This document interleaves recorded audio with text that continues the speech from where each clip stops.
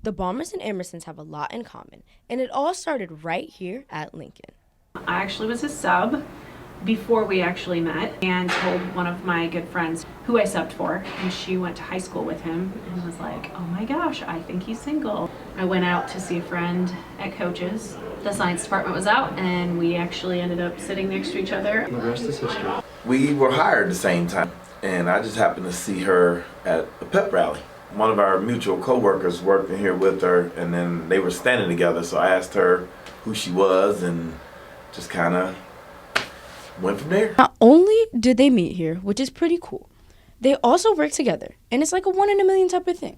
And there can be positives to it and negatives. There's pluses and minuses to it. Like the plus is that it is nice that if you're having a bad day or something, you do have your confidant in the building. Relationships aren't perfect. It's like sometimes people get on your nerves, so like when you get on each other's nerves, then there's no retreat from that either.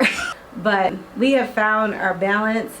We were definitely both nervous at the beginning because it's one of those, you don't want to tempt the fact that, being with somebody 24 hours a day, 7 days a week can be challenging, but I think we really make it work because we both really like what we teach and how we get to kind of set up our own classrooms. It's kind of nice to be able to know that you've got somebody in the room. And since it's Valentine's Day, the Bombers and Emersons have some wise words to share with all of us. The first bit of advice is do your homework because you are young. I can speak personally that you forget that there's a whole big world out there after high school. So it's important and take things slow. You get to know people because love is a tough thing you're going to struggle with. Focus on the important stuff and let the other things happen because you'll see they will.